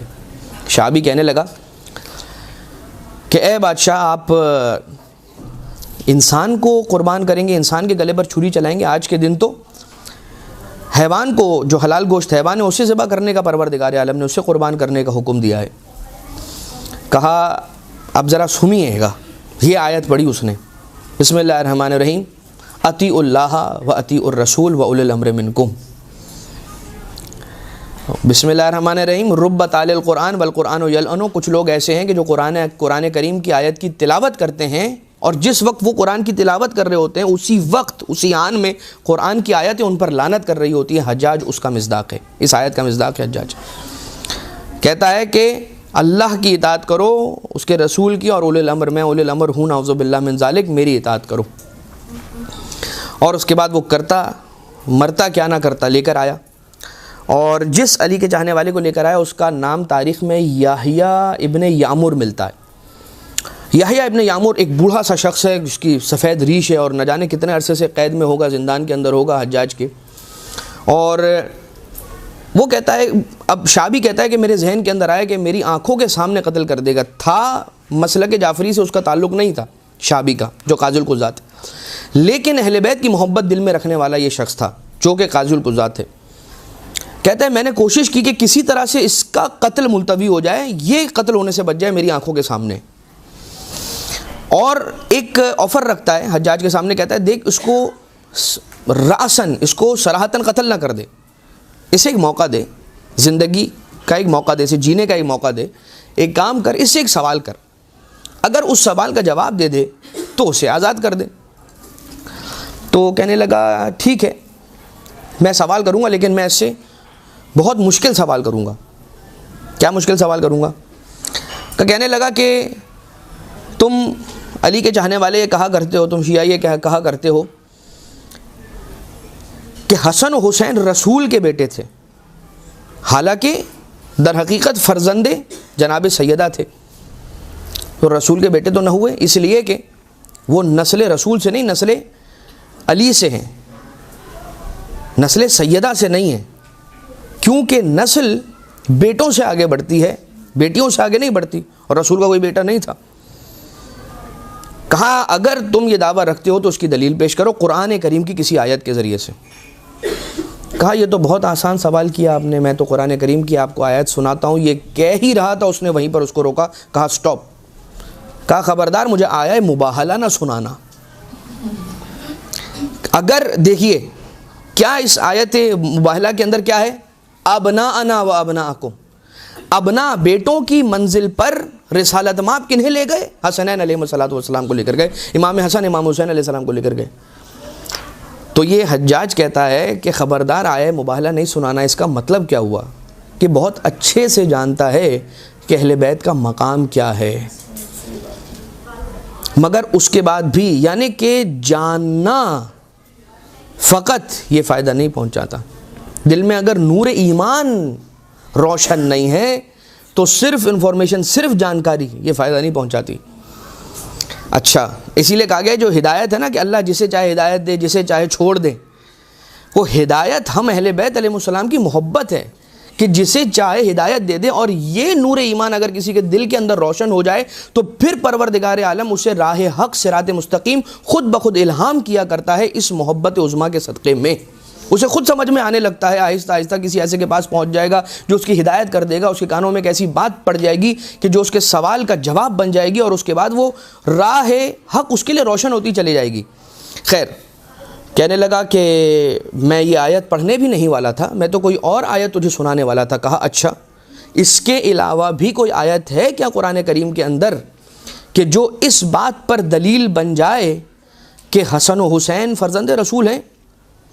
تو کہنے لگا ہاں بالکل ہے، اور اس نے پھر قرآن کریم کی وہ آیت تلاوت کرنا شروع کی کہ جس کے اندر سورہ انعام کی یہ آیت ہے، اور وہ کہنے لگا بسم اللہ الرحمن الرحیم ومن ذریتہ داؤد و سلیمان و یوسف و ایوب و موسیٰ و ہارون وکذالک نجزی المحسنین وزکریا و یحییٰ و عیسیٰ و الیاس وکل من الصالحین، اور ابراہیم ومن ذریتہ یعنی ومن ذریت ابراہیم داؤد اور سلیمان، ابراہیم کی نسل سے ہے داؤد سلیمان، و یوسف و ایوب و موسیٰ و ہارون، موسیٰ بھی، ایوب بھی، یوسف بھی، ہارون بھی، اور اسی طرح سے ہم محسنین کو، احسان کرنے والوں کو جزا دیا کرتے ہیں، و زکریا و یحییٰ و عیسیٰ و الیاس، اور زکریا بھی ابراہیم کی نسل سے ہیں، یحییٰ بھی ابراہیم کی نسل سے ہیں، عیسیٰ و الیاس بھی، وکل من الصالحین، اور یہ سارے کے سارے صالحین میں سے تھے۔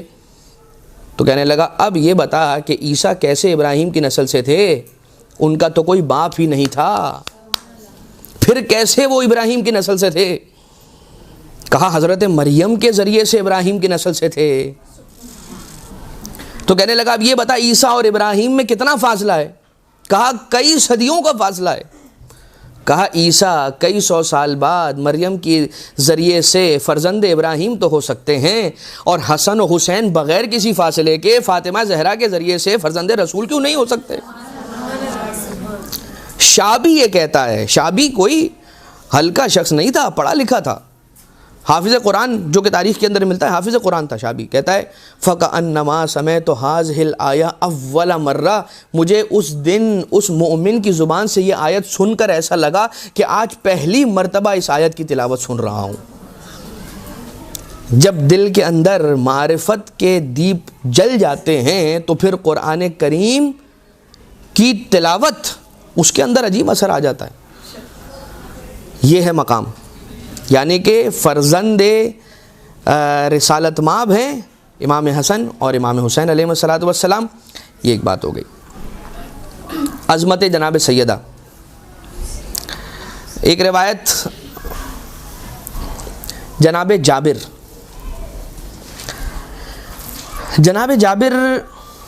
ابن عبداللہ انصاری، انہوں نے امام محمد باقر علیہ السلام کا جو دور دیکھا، امام باقر علیہ السلام سے جو ان کی ملاقات تھی، آپ سوچئے کہ کس عالم میں تھی کہ نابینا تھے، بڑھاپا کمال کو تھا، اور اس کے بعد مدینہ کی گلیوں میں امام باقر علیہ السلام سے ملاقات سے کچھ عرصہ پہلے تک گلیوں کے اندر، مدینہ کی گلیوں میں عین الباقر کہتے ہوئے پھرا کرتے تھے، اور لوگ انہیں دیوانہ کہتے تھے۔ جس کو اہل بیت کے در سے کوئی خاص عنایت ہوئی ہے، چاہے بہلول ہو، چاہے میسم ہو، چاہے جابر ہو، لوگ انہیں دیوانہ کہتے تھے۔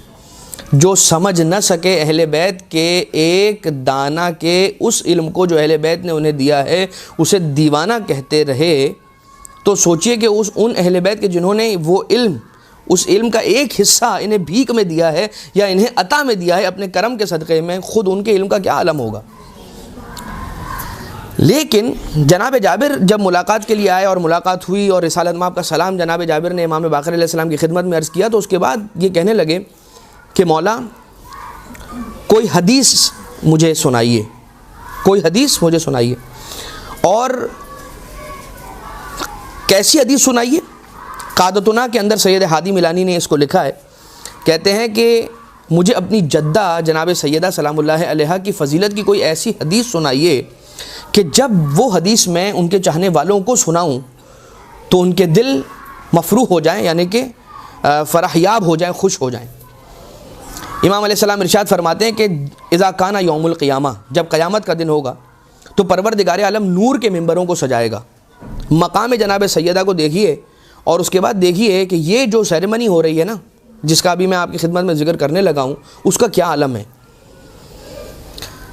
قیامت کا دن ہوگا، اس دن پروردگار عالم نے اپنے سارے انبیاء، اوصیاء، اولاد انبیاء کو جمع کیا ہوگا، اور پروردگار عالم قیامت کے دن انبیاء اور مرسلین کے لیے نور کے ممبروں کو نصب کرے گا۔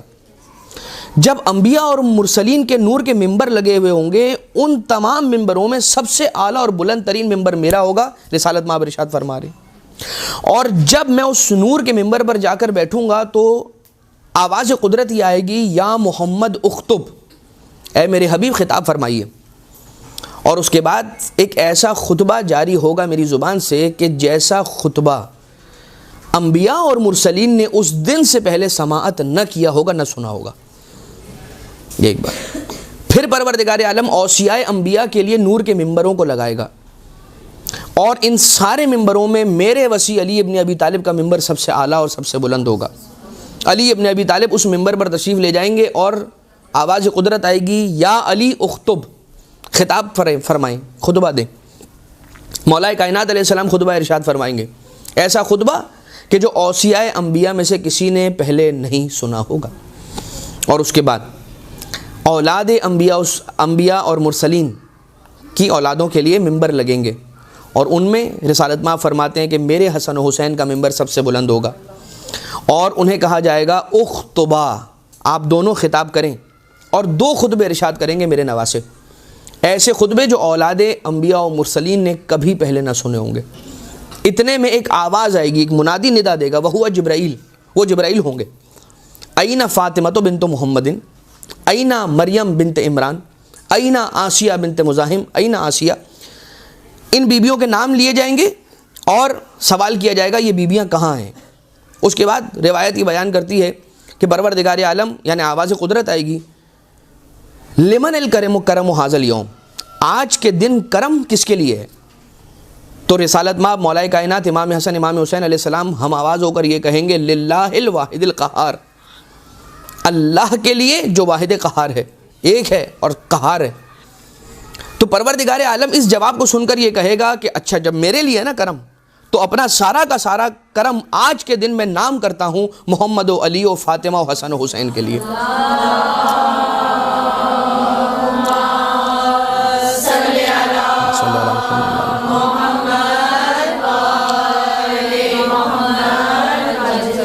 اس کے بعد آواز قدرت آئے گی، یا اہل الجم ہاذہ ناقۃ فاطمہ تسیر الی الجنہ، اے اہل جم، اے اہل محشر، اپنی نگاہوں کو جھکا لو، یہ فاطمہ زہرا کی سواری ہے کہ جو جنت کی طرف بڑھ رہی ہے. اب جا کر اگر آپ کو کبھی موقع ملے بیت الحزان کے اندر بھی غالباً یہ روایت ہے، اور اس سواری کا آپ احوال دیکھیے گا کہ اس سواری کو سجایا کن موتیوں کے ذریعے سے، زمرد کے ذریعے سے، عقیق کے ذریعے سے، یاقوت کے ذریعے سے سجایا گیا. دائیں جانب 1,00,000 ملک اسے لے کر بڑھ رہے ہیں، بائیں جانب 1,00,000 ملک ہیں، 1,00,000 فرشتے سواری کو اپنے پروں پر اٹھا کر جنت کے دروازے کی طرف بڑھ رہے ہیں. اور جیسے ہی جناب سیدہ کی سواری جنت کے دروازے پر پہنچیں گی اور جناب سیدہ سلام اللہ علیہا سے کہا جائے گا، اے میری کنیز فاطمہ، سب سے پہلی تم ہوگی کہ جو میری جنت کے اندر قدم رکھو گی. میں اسے آسان الفاظ کے اندر کہہ سکتا ہوں کہ یہ جو سیریمنی ہے یہ جنت کی اوپننگ سیریمنی ہے. جب تک فاطمہ زہرا جنت میں داخل نہ ہوں گی، کسی اور کو پروردگار عالم جنت الفردوس میں داخل نہ کرے گا. اور جناب سیدہ رکیں گی اور التفات فرمائیں گی. پروردگار عالم سوال کرے گا، اے میری فاطمہ، یا بنت حبیبی، اے میرے حبیب کی بیٹی. التفات کیسا ہے؟ جناب سیدہ ارشاد فرمائیں گی، میں چاہتی ہوں فی مثل ھذا الیوم، آج کے دن میری قدر و منزلت کو اہل محشر پہچان لیں.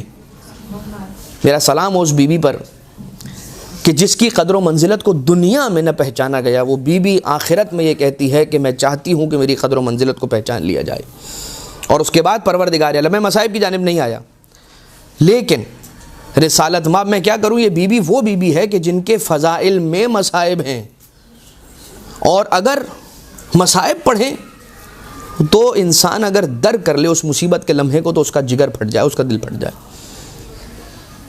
ایک صبر علی پر میرا سلام کہ اپنی زوجہ کی مصیبت کو دیکھ کر زندہ رہ گیا، اور ایک اسی علی کی بیٹی زینب کبریٰ پر میرا سلام کہ اپنے بھائی کی مصیبت کو دیکھ کر صبر کیا اور زندہ رہ گئی. خیر، پروردگار عالم یہ کہے گا، اے فاطمہ، آپ اہل محشر کی طرف نگاہ دوڑائیے، اور جس کے دل میں اپنے لیے اور اپنی ذریت کے لیے محبت کو پائیں اپنے ساتھ جنت میں لے جائیں، اور جناب سیدہ اہل محشر کی طرف نگاہ دوڑائیں گی اور اس طرح سے چننا شروع کریں گی کہ جیسے ایک پرندہ اچھے دانے کو برے دانے سے جدا کیا کرتا ہے، پتھروں کے درمیان سے بی بی موتیوں کو ایسے چن کر اٹھا کر لے جائیں گی میدان حشر میں کہ جیسے مثال دی گئی۔ اور اس کے بعد ان لوگوں کو جنہیں بی بی چنیں گی اور انہیں پروردگار عالم اذن دے گا باب جنت کی طرف بڑھنے کا، یہ دروازہ جنت کی طرف پہنچیں گے، اور جب دروازہ جنت کے سامنے پہنچ جائیں گے تو پروردگار عالم انہیں القاء کرے گا، پروردگار عالم انہیں الہام کرے گا کہ یہ رکیں، اور وہ رکیں گے، اور رکنے کے بعد یہ سوال کریں گے پروردگار عالم سے۔ آپ نے دیکھا روایت کے جملے ہیں کہ پروردگار عالم انہیں القاء کرے گا، یعنی پروردگار عالم ان کے دل میں ڈالے گا کہ وہ رکیں۔ میں نہیں جانتا کہ اس جملے کا مطلب کیا ہے، میں نہیں جانتا کہ پروردگار عالم کیا چاہتا ہے، لیکن اگلے جملے سے کچھ تو سمجھ میں آتا ہے، اور وہ جملہ یہ ہے کہ جب سوال کیا پروردگار عالم نے کہ تم لوگ کیوں رک گئے، تمہارا التفات اور توقف کیسا ہے، وہ کہتے ہیں کہ ہم بھی چاہتے ہیں کہ آج فی مثل ھذا الیوم ہماری قدر و منزلت کو اہل محشر پہچان لیں۔ اور اس کے بعد پروردگار عالم یہ ارشاد کرے گا کہ جاؤ اہل محشر کی طرف نگاہ دوڑاؤ، اور جتنے شفاعت زہرا کے بعد بچ گئے ہیں ان پر نگاہ کرو، جس نے تمہیں محبت زہرا میں غذا کھلائی، کھانا کھلایا، اسے اپنے ساتھ لے جاؤ، جس نے تمہیں لباس پہنایا اسے لے جاؤ، جس نے تمہیں پانی پلایا اسے اپنے ساتھ لے جاؤ، کہیں تمہاری غیبت ہو رہی تھی اسے زہرا کی محبت میں اس نے رکوا دیا، اپنے ساتھ اسے جنت میں لے جاؤ۔ اور اس دن سب کی شفاعت ہو جائے گی، سب کی شفاعت ہو جائے گی، جز تین گروہ ایسے ہوں گے کہ جن کی اس دن بھی شفاعت نہ ہو پائے گی۔ پہلا نام، پہلا لفظ کہ جو روایت کے اندر ہے وہ ہے شاکن و کافرن و منافقن۔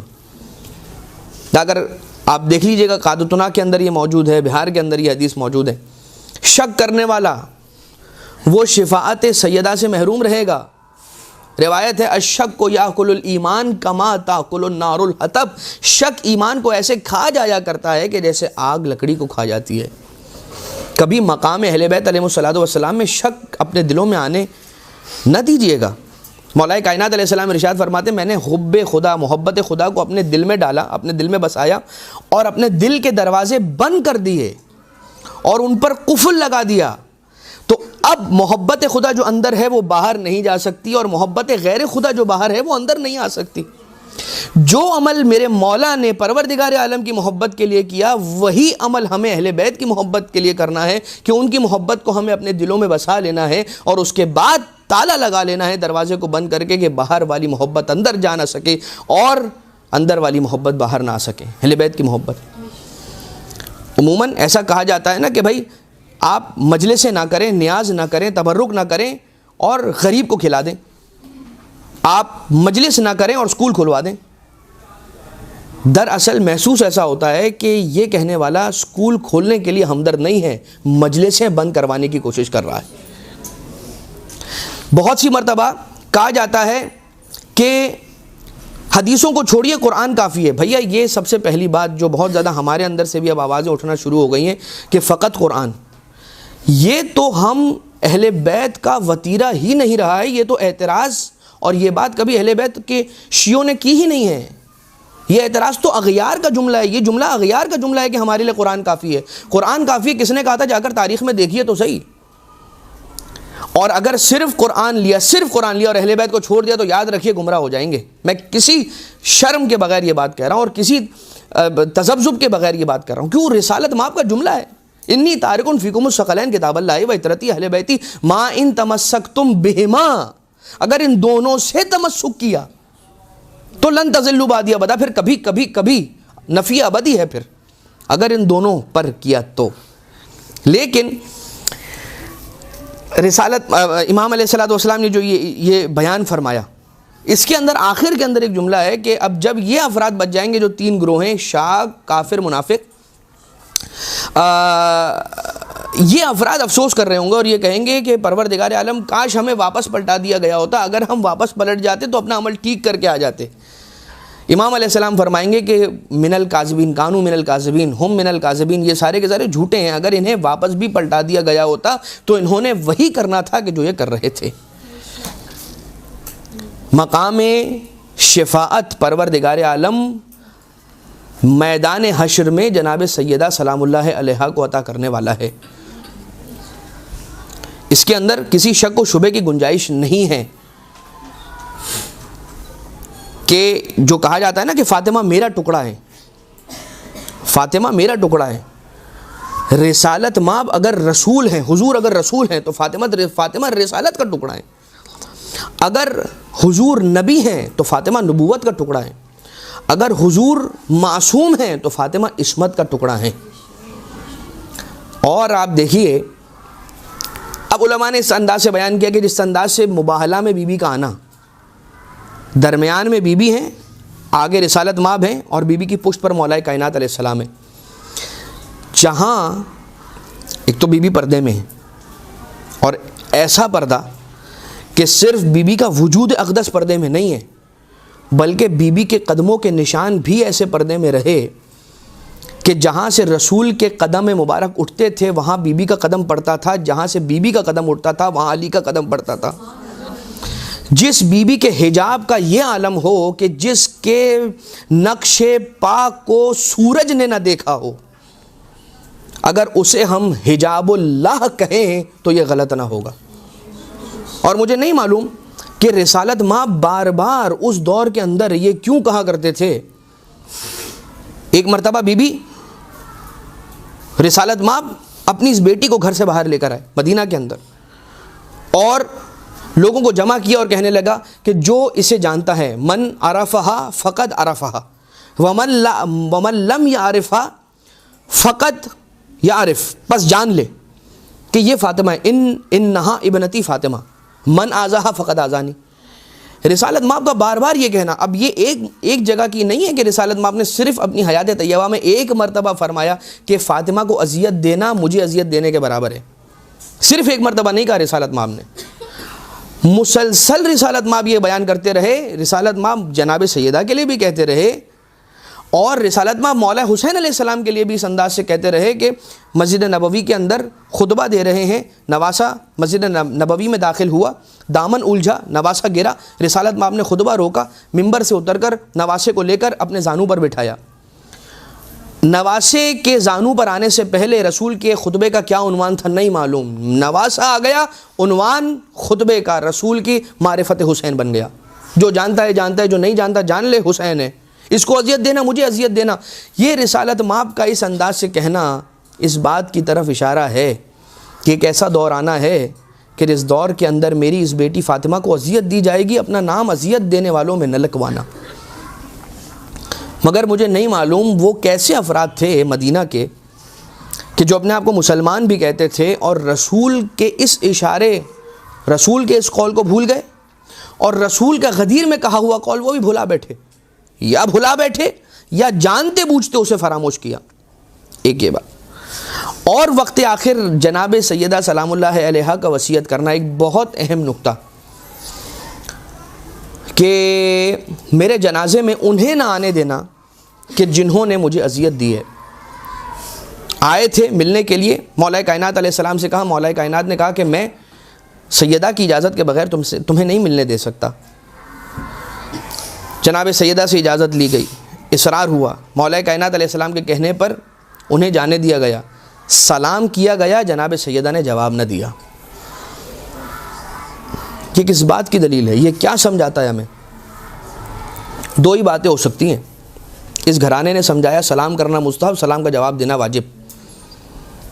یا تو یہ تسلیم کر لیجئے کہ نعوذ باللہ من ذالک، ایک واجب کام کو ترک کر کے بی بی نے نعوذ باللہ جو کہ عصمت کبریٰ کی منزل پر ہے انہوں نے نعوذ باللہ معصیت کی، یا یہ تسلیم کر لیجئے، یا یہ تسلیم کر لیجئے کہ ہر حال میں سلام کا جواب دینا واجب ہے جز ایک مقام کے کہ سلام کرنے والا کافر ہو، یا یہ تسلیم کر لیجئے کہ بی بی نے معصیت کی، یا یہ تسلیم کر لیجئے کہ آنے والا کافر تھا کہ جس کے سلام کا جواب دینا بی بی پر واجب نہیں تھا۔ اور اس کے بعد جناب سیدہ جب یہ افراد واپس چلے گئے تو جناب سیدہ نے کہا کہ وہ وصیت کی، کہ جو بہت معروف وصیت ہے، کہ جس کے اندر جناب سیدہ یہ کہتی ہیں کہ وہ افراد میرے جنازے میں قطعاً نہ آنے پائیں کہ جنہوں نے مجھے اذیت دی۔ ایک درود بھیجیں سارے مل کر محمد و آل محمد پر۔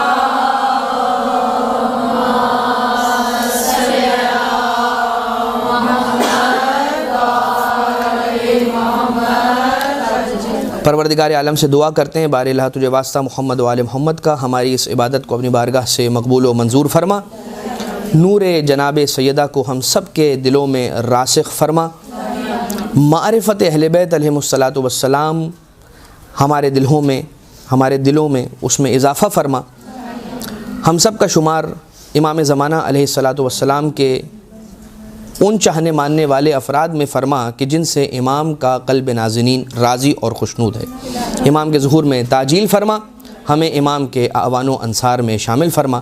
ربنا تقبل منا انک انت السمیع العلیم بجاہ محمد و آلہ الطیبین الطاہرین۔